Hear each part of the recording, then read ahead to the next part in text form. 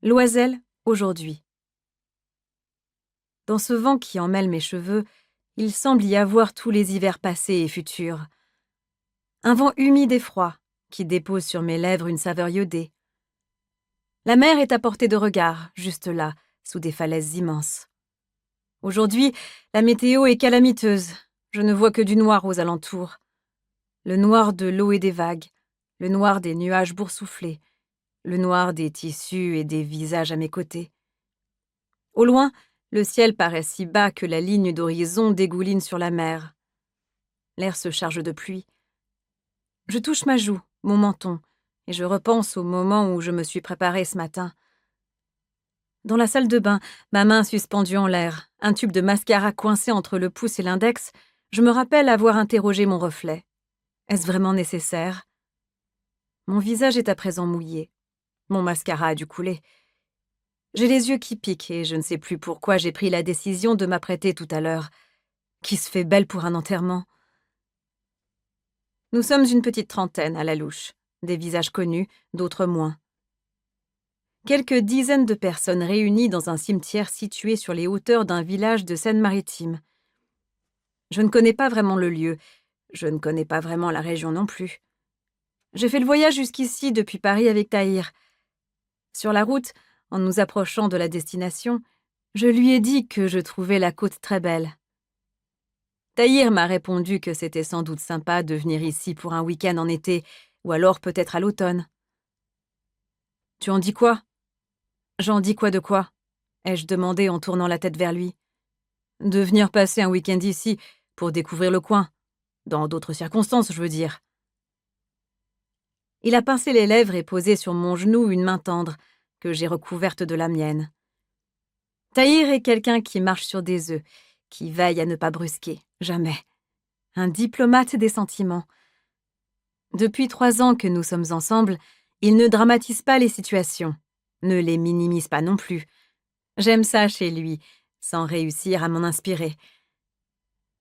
Pour nous rendre sur place, nous avons dû lancer le GPS dans la voiture louée pour l'occasion.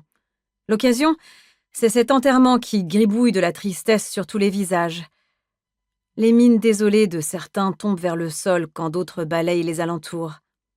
Moi aussi, je regarde au loin, parce qu'il est vrai que la vue est époustouflante.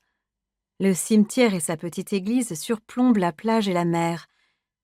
Nous sommes sur un versant de la vallée au fond de laquelle se trouve le village.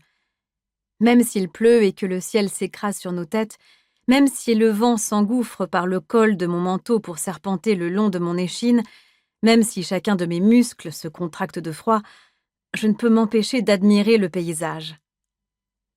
Tahir resserre son étreinte autour de ma taille et frictionne mon dos. Je tremble, mes dents claquent. Je ne m'en aperçois qu'au moment où il passe sa main sur ma joue. Mes yeux sont embués par la pluie et le mascara. Je repère Camille un peu plus loin. Elle garde les bras le long du corps, mais je vois ses doigts gantés s'élever pour me faire signe discrètement. Elle m'adresse un sourire sans conviction.